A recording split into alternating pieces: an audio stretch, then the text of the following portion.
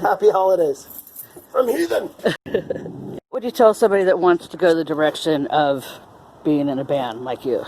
Well, I'd say, do your study and work hard and learn how to read, as well as having a good ear. But, be proficient in everything you do. But most of all, get a good education and study law. Because there's a lot of shysters out there, a lot of people that are not trustworthy, and you want to take care of your business.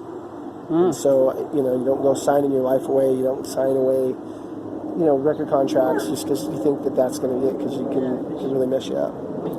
Well, Germany they are super on fire for heavy metal. So I would say for heavy metal, they're like some of the greatest fans on the planet. We did the 70,000 Tons of Metal cruise a few years ago, and it was, what was it? Now I'm running, I forget it now, the numbers. But I want to say it was like 36 countries were represented on that ship. Wow. I think. Now it's like a blur. I used to know the number. But it was a good number. There was people from all over the world on that. But like 60% of the people that were on the ship were Germans. But they really care about the music, and they just get it. And they just, they've supported us. They've been our biggest market. When I was in Blind Illusion, we used to play a lot of parties and parks and halls, and we'd try to throw a show wherever we could. Out of frustration, the band kind of split up. A couple of members left. All of a sudden, KRQR, which was a local radio station at the time, started sponsoring a Metal Monday with Bill Graham at the Old Waldorf in San Francisco. I went to see a show with Exodus and Alma Chorus, and called my buddy the next day and was like, we got to put the band back together. And we did. And we started playing these Metal Monday shows, and it became Metal Fridays, and then the Stones, all the Stone shows. There was the Keystone Berkeley, which was our home place. We did a show there. Oh, Gibson. Gibson. It was the Old Waldorf, and then there was Wolfgang's, and then the Keystone Berkeley, the Stone in San Francisco, the Stone in Palo Alto, which we never did play. There was another couple places in San Jose. And then, let's see, there was also Berkeley Square, which was actually a cool place. That's right, well, that was our first club show. Really? The Mab, yeah. Yeah, the Mab. Mabuhay Gardens. Oh, yes, yeah. Dirk. With Ness. Yeah, and he booked us with some really weird bands. Yeah. It was a really strange show. And our fans came. And then he says, oh, you guys are definitely metal. And so he was going to book us, there was Rock on Broadway upstairs. What was the end of Defiance, which became Inner Threshold. Fat Freddy's Cat, which was a cover band with some of the guys from Defiance. Closer to the Real, which I played drums. It was me coming back. Whoa! Hello, I'm getting attacked. He's your friend. Yeah. Must be girls. Yeah, maybe. Girl fly.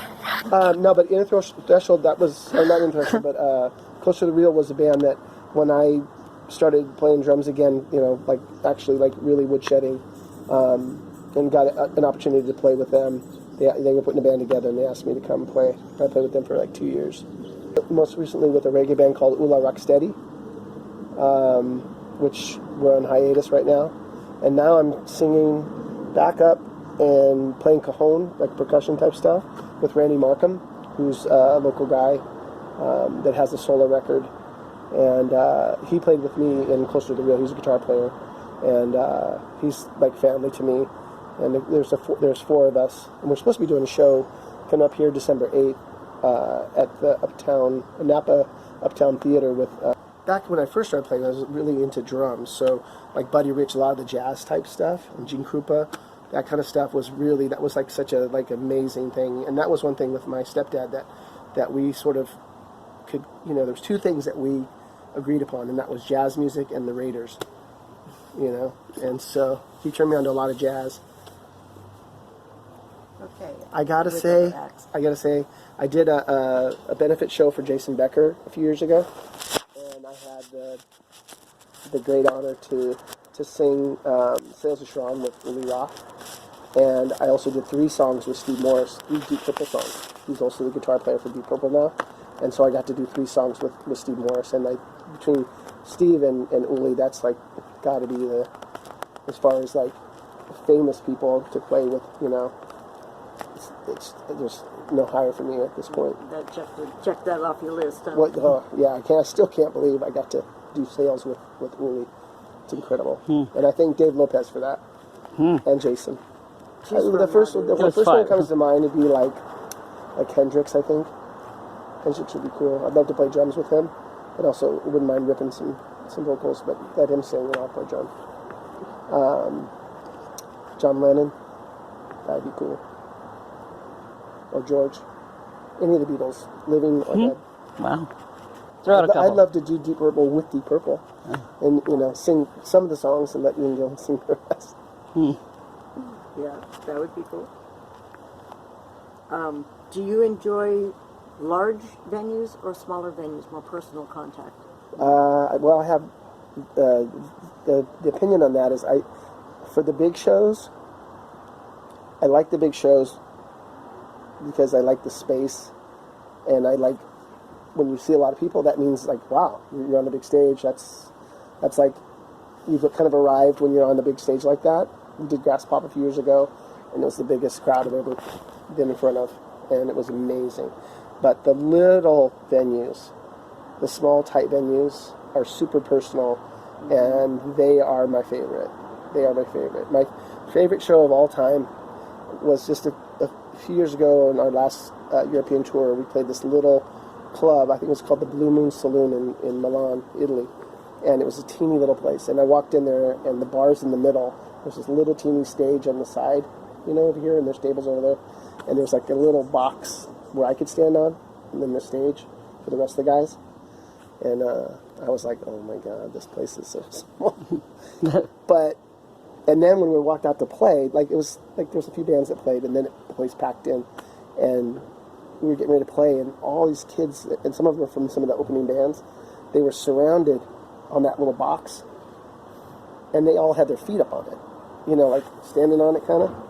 And I thought, now I have even less room, you know. And I was a little, but in my mind, you know, because I'm like thinking, you know, like because I'm getting ready to go on, so everything's buzzing, and I'm like, oh God, I don't want to be an asshole, you know, like you know, get off my stick, you know. So I just was like, whatever, you know. So I just got in there and had my head down, and the band starts the song for Dying Season. We're opening with it, and the first thing I'm going to do is I just yell out, hey, and it's hey, Dying Season, and so I'm down, have my head down, the music's going, and then I look up to start, and when I went, hey, those kids, everybody in the room, but those kids that were around me, they just all, hey, Dying Season, and sang everything. And from then on, it was just, I just buried myself in that, and they sang with me the whole night, and it was insane, and I was so proud, because I'm Italian, so for those kids to just, I mean, it was probably one of the best shows of the tour. For me, it was the best. Where was this? This was in Milan. Yeah, but we played Grass Pop, and there was like 60,000 people, which was amazing. And Hellfest was amazing. You know, that's another 50 or so thousand people. Yeah. Big stage, and it was awesome. But just when people, you can touch them and they can touch you, and it's all good. And yeah, and you look them in the eyes and see the reaction, see the I mean, they're sweating on you. Everybody's sweating on each other. Yeah. And it was so hot that day. It was a super beautiful evening, and in Milan, and it got so hot in that room that the drummer actually stepped off the stage. We did about 10 songs, and he was walking off the stage, and I thought, where are you going? He goes, I gotta get some air. And I'm like, what? We're not done. And he's like, I gotta get some air too. Tell them we could be back in 10 minutes. Yeah. So I said, you guys want to have a beer with us? We'll be back in 10 minutes. And everybody's like, okay. We went out, everybody's drinking and having fun. And I think we came back probably 20 minutes later, and I was kind of like freaked out because the place was empty, because everybody was outside getting air. Everybody got air. But as soon as we made noise, they all packed back in the room, and we finished the show. Yeah. Wow. So it was insane. So Heathen, your music is like towards the Heathen type direction? No, I wouldn't say so. I mean, it's. I think it's more open-minded than that. I mean, Heathen's kind of a slang anyway for people that, you know, back in the old days, they used, you know, people that didn't have Christianity, didn't have religion, then they were considered heathens. But then there's also people that embrace that, heathen sun worshippers. But they actually had their own religion, so it's kind of a contradictory thing. But they also considered Native American people as heathens because they didn't know Christ. Right. And it's like, well, how will we know Christ? Live here. Wow. But they were spiritual in everything they did, and they took way better care of themselves and of their land Yes. than Yes. the European travelers that came here and exploited them. Yes. Because Mother Nature. Yeah, what keeps you they going. lived for a long time here without pollution, without anything like that, without disease. The Europeans brought disease and sickened the people. So, They didn't have I mean, that's like, whoa. See there, I'm getting tired. But yeah, I play some guitar, play drums, play trumpet. I started off actually learning how to read music playing the trumpet when I was in grammar school, and I played all the way through high school. And then I started reading music for the drums late in grammar school, and then through my junior high and high school years. So I don't have to do it very often, but now I'm teaching. So as my kids are starting to get older and getting a little more skill, I have to start showing them how to read. I have Student students. kids. I'm teaching. I'm teaching music now. Wow. Yeah. From your house there? Yeah. Oh, how cool. Yeah. So far, I've done quite a number of things to be able to play music and have a job. Because I want to eat. Yeah. So I'll work. I'll do it, and I have, I've learned how to work, and I have skills on a lot of different things. So I try to use them at my whenever I need to make sure that I can take care of my family. Like what type of skills? Nunchuck skills. Girl. No, I'm like a lot of contracting type things. Building stuff, tile, brick, horticulture stuff, whatever. But I started working at a pool because I was a swimmer, and I became a lifeguard, and they asked me if I'd want to be a part of that, be a teacher, because they have a swim program, and so I had to learn how to teach, and so consequently, about 30 years later, I'm still doing it and gotten pretty good at it. Wow. And I'm teaching in a school in Lafayette where it's a one-on-one, and it's a specialty, and I teach beginning all the way through stroke, and I work with swim team kids. So, Wow. and with special needs kids. And I actually have a couple students that are special needs that I teach music that were swim students. Wow. The crossover. Yeah, and it's been amazing, and they teach me, so it's been really rewarding. Some people say that music has a power of its own, and some people say it's like therapy. Do you feel it's like therapy? Absolutely. Yeah. I mean, that's probably why I'm still here today. It's probably saved my life.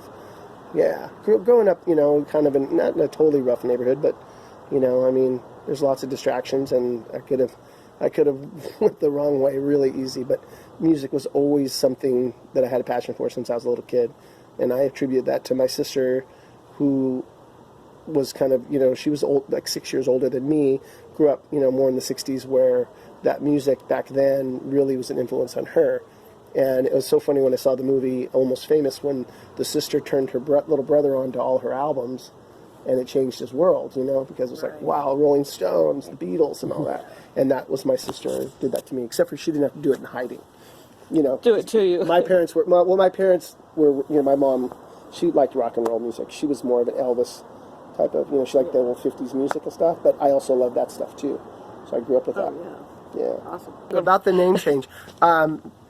Legally, my name has always been White. My mom changed it to my stepfather's name when I enrolled in school as a child, and then I had a sort of a contentious relationship with my stepdad, and was never that comfortable with Godfrey just because it's not my name. And so when I turned 18 or whatever, I just made sure that everything, even my Social Security said Godfrey. So I had to change everything over. And when I did the first record with Heathen, I wanted it to say David White on the record, but those guys were like, well, so many people know you as Dave Godfrey, they might get confused. Right. So I believe I think I said David White Godfrey on that. No, maybe not. Maybe I just put Godfrey on the first record, and then changed it to David White Godfrey on the second record, and then David White on the third, or something like that. Okay. So some people thought that David Godfrey like passed away or something. And I even was asked a question one time. They said, Dave Godfrey, is that like Pepsi free? Oh no. Yeah, and I was like, okay. Yeah, Anyway. thank you. How did you come up with the name Heathen for the band? Well, I didn't. The band had the name before I joined the band, and actually, the first singer that they had in the band, his name is Sam Kress. He actually is deceased now. He was the first singer, and he came up with the name Heathen. Okay. You know. So many. We couldn't. When I was at Blind Illusion, we couldn't get a club show. They wouldn't give it. They looked at us like we were a bunch of kids, and we were like 17, 18. You know, and then eventually the band broke up. Ryan and Les left, and then all of a sudden KRQR started sponsoring Metal Mondays at the old Waldorf with Phil Graham. Right. And I went to see a show with Exodus, and because Exodus was playing, and but there was a band called Albacore that was headlining, and they were more progressive. I think I have them on tape. And I was like, they kind of remind me of Blind Illusion because of the progressiveness of it. And so I came home, and the next day I called Mark. I'm like, we got to put the band back together. He's like, what? And I'm like, oh, dude, they're having shows. And so we did. And we got, but it was a different band, but it was still Blind Illusion, just different players. Huh. And that's when it began. And then because it was so successful, they started having those Metal Mondays on Fridays Okay. because it was drawing good crowds. And then Keystone Berkeley's like, hey, we want some of that. And then the Bodicrays that ran those Keystones, they started having shows. And then after a while, the Waldorf closed down, and Bill Graham opened up Wolfgang's, and they started doing shows there. That sounds so familiar. Where was Wolfgang's? Wolfgang's was over on Columbus. They had a lot of shows. I saw a lot of comedy shows there. I saw Sam Kennison there. I saw Bobcat a couple times, and one time I saw Bobcat. And we were up in the balcony, and this guy walked past me. I never forget it. He walked past me and kind of like was tied up on the balcony, and he had a Hawaiian shirt on. I just kind of like noticed him go by. And then Bob Goldthwait's like, he goes, oh, I got a friend in the audience, just wanted to have him come out. He's big influence on my career. And I just want to, bring out Robin Williams. And I was like, and here's that guy in the Hawaiian shirt. Oh, wow. And he gets on stage, and they go off together. And it was crazy. And then he let Rob Williams have like 10 minutes. Wow. And then he came back out. He's What like, a trip. how do I come back after that, Wow. Yeah, but I saw Sam Kennison, and then like 2 weeks after I think it was like something like that. 2 weeks after, the place burned down. They had a fire. Wow. So, but I saw Schenker there, saw a lot of groups there, and then he played there a bunch. Huh. So, Korean restaurant that plays house music. House. Oh.